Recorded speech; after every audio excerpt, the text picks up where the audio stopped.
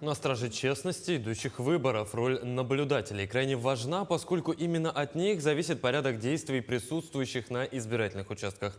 Все участки работают с 8 до утра до 8 часов вечера, и в течение 12 часов наблюдатели отмечают прибывших. А если есть какие-либо замечания, тут же их фиксируют. Если по каким-то причинам граждане не смогут посетить избирательный участок, например, в связи с ограниченными возможностями, то члены УИК в сопровождении наблюдателей посетят их лично.